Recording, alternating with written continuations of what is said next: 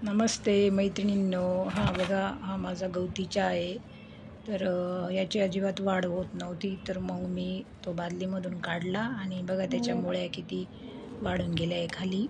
पण त्याला जागाच नव्हती. मी एक याच्यामध्ये लावलेला होता तो छोट्या कढईमध्ये, तर त्याला वाढ होत नव्हती त्याची. तर मग त्याला मी त्या कढईमधून काढून आता बादलीत लावते. तर बघा तुम्ही हा व्हिडिओ पूर्ण स्किप न करता. तर ही छोटी तुम्हाला कढई दिसते ना, त्याच्यात तो होता. तर मग इतक्या मुळे आलेल्या आहेत तरी पण त्याची अजिबात वाढ होत नव्हती. तर मी आता त्याच्यामधून काढलं आहे आणि वरची माती काढून मी त्याला रिपोर्ट करणार आहे. तर बघा तुम्ही त्या मुळ्या किती त्याला वाढल्या आहे त्याच्यात. पण तरी पण त्याची ग्रोथ होत नव्हती हिवाळ्यात. ते तुळशीचं रोप आहे त्याच्यात, ते मी काढून घेते. तुळशी वेगळ्या याच्यात लावून देईल मी, खाली लावून देईल. आणि बघा तुम्ही, हे आता मी या बादलीत रिपोर्ट करते. फेब्रुवारी महिना आहे हा. तर मग नंतरचा रिझल्ट मी तुम्हाला दाखवेलच. किती हे बघा मुळ्या किती आहे त्याला गवती चहाला. तर मग त्यानंतरचा रिझल्ट मी तुम्हाला दाखवेल की छान वाढलं आहे गवती चहा.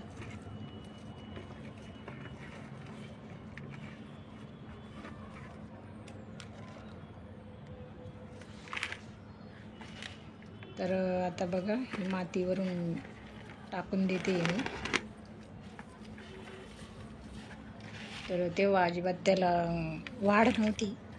तर मग त्यानंतर खूप वाढला आहे तो गवती चहा. तर गवती चहाचे तर अनेक फायदे राहतात, ते तर माहितीच आहे आपल्याला. तो जर गवती चहा जर जमिनीत लावलेला राहिला तर मग तो खूप वाढून जातो, त्याची खूप ग्रोथ होते. कुंडीत एवढा नव्हता वाढत, तर मग आता मी बादलीत लावल्यावर तो खूप खरंच वाढून गेला आहे तो.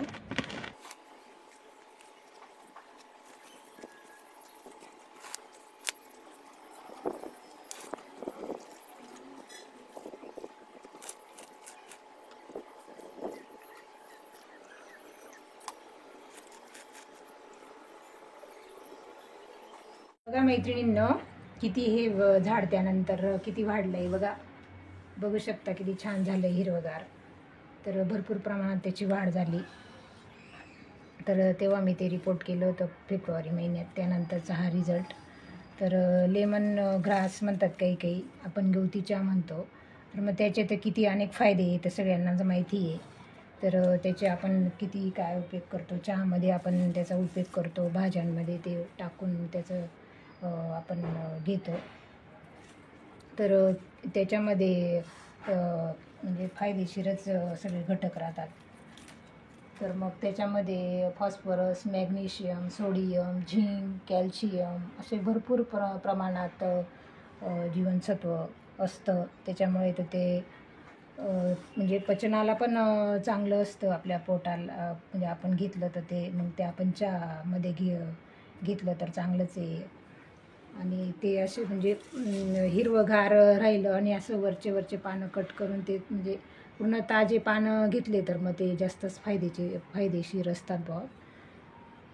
तर मग त्याच्यामध्ये कॅल्शियम अशा सगळे प्रकारचे आपल्याला त्याच्यामधून फायदेच भेटतात. तर तुमच्याकडे पण जर असेल गवती चहाचं झाड, तर नसेल तर तुम्ही जरूर लावा ते. आणि घरी असं लावलेलं राहिलं तर मग आपण त्याचा उपयोग करतोच, चहामध्ये टाकून चहाद्वारे आपण पितोच. तरी बघा, इथे मी झेंडूचे बिया टाकलेल्या होत्या, म्हणजे फुलं असे टाकून दिलेले होते. तर मग त्याचे हे झाडं उगलेले छोटे छोटे प्लांट आलेले आहेत तिथे. तर असं, आणि याच्या फांद्या अशा सुकल्या ड्राय झाल्या तर त्या काढून टाकायच्या, म्हणजे ते त्याची वाढ चांगली होते मग. तर मग ते असं ज्यांना कोलेस्ट्रॉल चं प्रमाण जास्त झालं आहे तर त्याला पण ते फायदेशीरच आहे. ते मग अँटी फंगल राहते ते, आणि पचनाला पण चांगलं असतं ते. म्हणून त्याची म्हणजे आपली पचनक्रिया पण सुधारते. त्याच्यामुळे तर ते खायला फायदेशीरच आहे. त्याच्यामुळे तर आपण त्याचा उपयोग जरूर केला पाहिजे. आणि मी जेव्हा लावलं होतं ना हे, तर तेव्हा छोटंसंच होतं ते, त्या एकच अशी हे लावली होती त्याची काडी. तर नंतर मग त्याची वाढ, हिवाळ्यात एवढी वाढ होत नाही त्याची, पावसाळ्यात जास्त वाढ होते. मग आत्ता मी रिपोर्ट केल्यावर ती म्हणजे आत्ता जास्त चांगलं वाढलं आहे ते. आणि त्याला ही माती आहे ना पूर्ण अशी ओलसरच लागते, त्याला अशी कोरडी माती चालत नाही. पाणी त्याला पाहिजेच तिथे मातीमध्ये. अशी ड्राय माती झाली ना कोरडी, तर मग ते असं सुकल्यासारखं होऊन जातं. आणि त्याचे पानं आहेत ना हे पण असे सुकून जातात. तर मग त्याला रोज असं पाणी जर टाकलं ना, माती अशी मॉइस्ट पाहिजे, ओलसर, तर मग छान राहतं ते हिरवंगार. मग रोज अशी हिरवंगार पानं येतात, मग आपल्याला रोज वापरायला चांगलं राहतं मग ते. तर मग हे मी घरचीच किचन वेस्ट ते खत टाकते त्याला. तर तेच मी आता खत टाकून दिले त्याला घरचंच.